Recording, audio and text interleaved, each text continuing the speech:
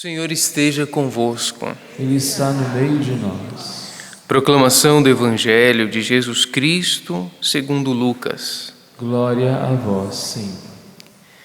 Completou-se o tempo da gravidez de Isabel e ela deu à luz um filho.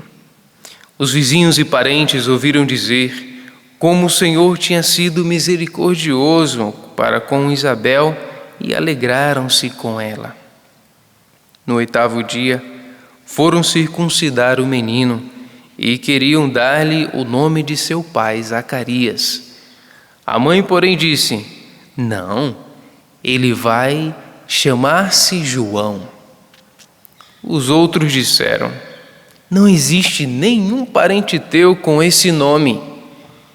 Então fizeram sinais ao pai, perguntando como ele queria que o menino se chamasse. Zacarias pediu uma tabuinha e escreveu: João é o seu nome. No mesmo instante, a boca de Zacarias se abriu, sua língua se soltou e ele começou a louvar a Deus.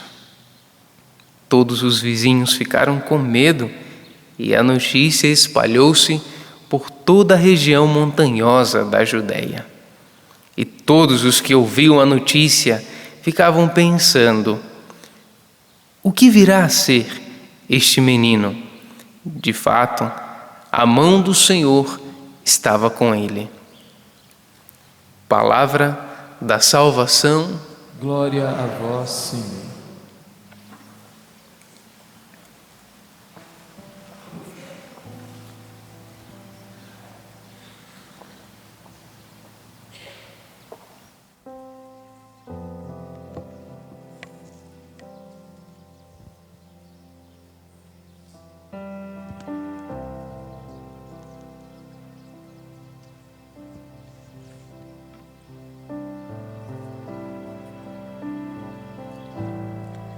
A mãe, porém, disse: não, João será o seu nome.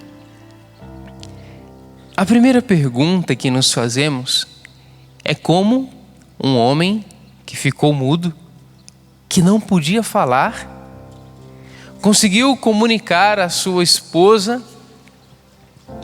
dentre aquele período dos 9 meses daquela gestação, de que um anjo tinha aparecido para ele e tinha dito que o nome do seu filho se chamaria João. A mãe, porém, diz: não, João será o seu nome. Quando se ama, se é capaz de ouvir o silêncio. E Isabel, naqueles 9 meses, teve a graça que muitos de nós buscamos na nossa própria família. A graça da comunhão, de estarem unidos, de estarem juntos. E é sobre comunhão que nós vamos falar no dia de hoje. Estar em comunhão. Até porque nós estamos bem próximos ao Natal do Senhor. E quando acontece um aniversário, todo mundo gosta de ganhar um presente. E um maravilhoso presente que Deus espera de nós, certamente é a comunhão. A comunhão com Deus, a comunhão com os nossos, da nossa casa, a comunhão com a vontade do Senhor, a comunhão com a sua palavra, a comunhão com o Espírito Santo. O Catecismo da Igreja diz, no número 27, a razão mais sublime da dignidade humana consiste na sua vocação à comunhão com Deus. A razão mais sublime da dignidade humana consiste na sua comunhão com Deus. É tão triste quando perdemos essa comunhão com Deus. É por isso que quando a gente peca, quando a gente faz alguma coisa errada, e a gente sabe que o pecado rompe a minha comunhão com Deus. É por isso que São Paulo diz que o fruto do pecado é a morte. É por isso que, apesar de uma aparente euforia de algum pecado cometido, logo depois vem a tristeza. É por isso que muitas vezes numa discussão, que talvez você usando a sua inteligência, perspicácia, usando os seus argumentos, ou até mesmo a sua violência nas palavras, você vence, talvez até convence, mas depois você se machuca. Porque todo aquele que fere também é ferido. E naquele instante, naquele momento, nós perdemos a comunhão com o outro. E quando perdemos a comunhão com o outro, também perdemos a comunhão com Deus. A mais sublime dignidade humana consiste na sua comunhão com Deus. É por isso que os santos são felizes. E um verdadeiro cristão traz essa marca da felicidade, porque ele está em comunhão com Deus. Acho tão bonito quando Cura d'Ars, São João Maria Vianney, ele diz que orar é estar em comunhão com Deus.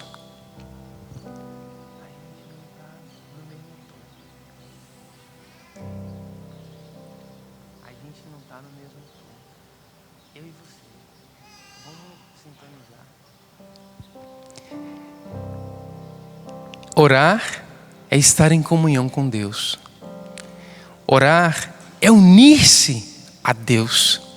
É por isso que quando a gente reza, tem até aquela música na igreja que diz: há um clima todo diferente. Não precisa tocar essa não.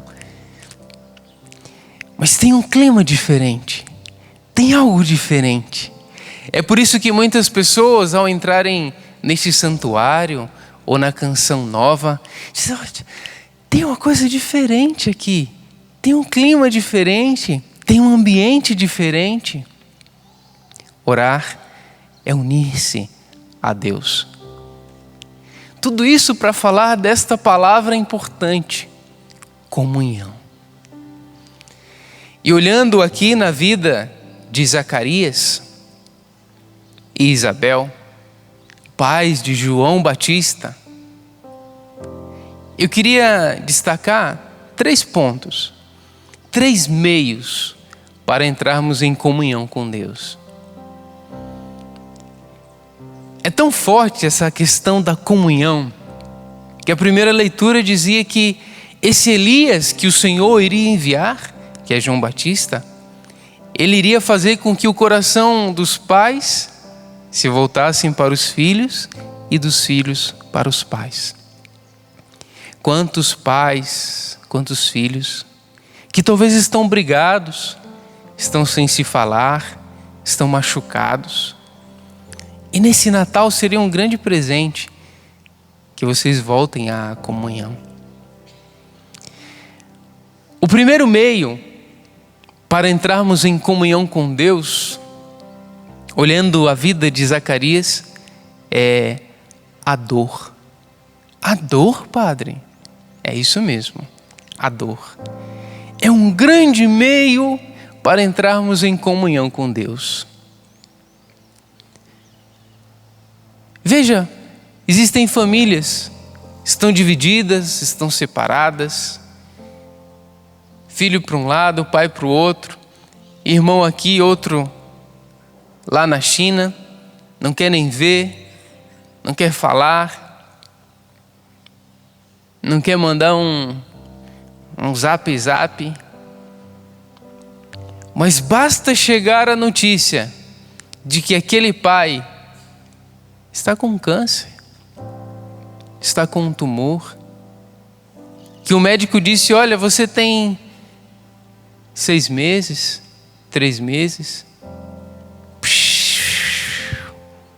Todo mundo se une, se junta de novo. Comunhão. Pela dor, pelo sofrimento. Às vezes nós brigamos por coisas que não são importantes. E na hora das dores, parece que os nossos olhos passam a enxergar aquilo que de verdade vale a pena. Quantas vezes nós trocamos as pessoas pelas coisas, pelo trabalho, pelo dinheiro. Não valorizamos o tempo. E quando alguém está na UTI, que só pode encontrar às vezes uma vez por dia ou 2, por 1 hora, cada minuto vale tanto, que eu quero estar junto daquela pessoa, quero estar em comunhão. E a dor na vida de Zacarias passou quando ele ficou mudo, quase como um castigo. Salmo 22, em algumas traduções 23, meu Deus, por que me abandonastes? Porque isso era bom para você. Deus não sabe fazer nada que não seja bom para nós. Mesmo a dor, ficar mudo foi a melhor coisa que poderia ter acontecido para Zacarias. Assim como muitas vezes um sofrimento, uma dor, uma humilhação em nossa vida. Tudo bem, eu estou chorando, sofrendo aqui nesta cama, mas a minha família está ficando em comunhão, em unidade.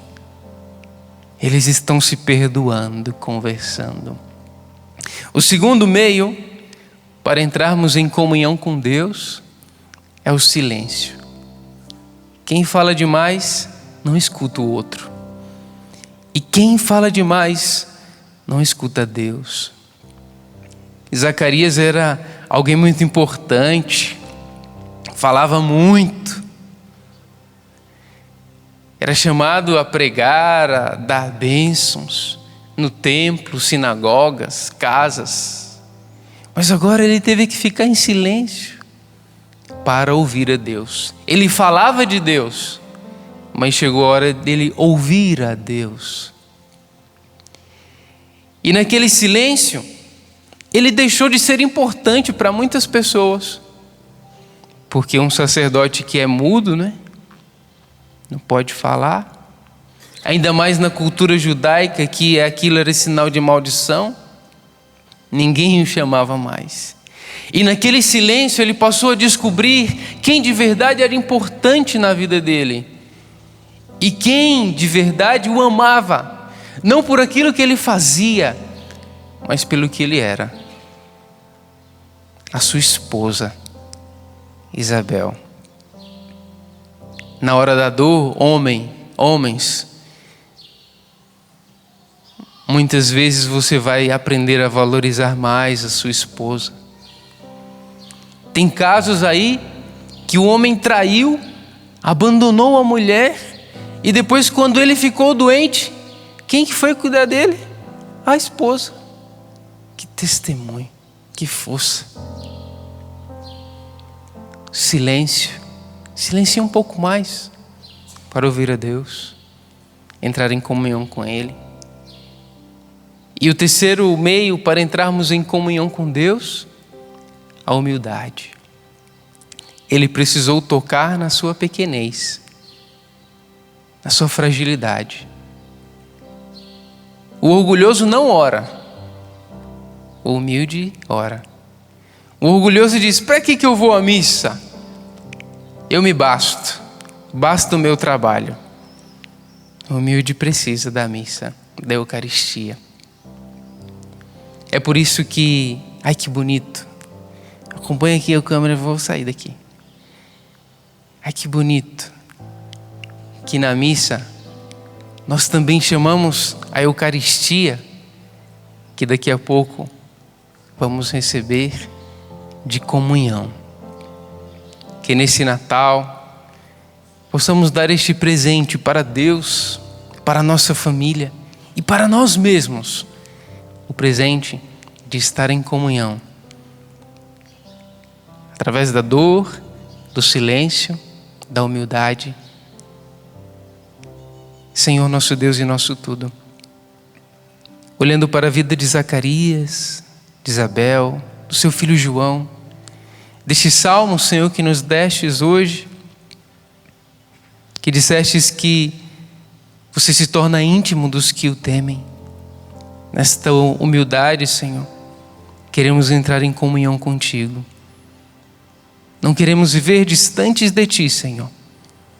Derrama sobre cada um de nós a graça de ver isso que o Catecismo da Igreja nos ensina, a dignidade humana de estar, de viver em comunhão contigo. Louvado seja nosso Senhor Jesus Cristo.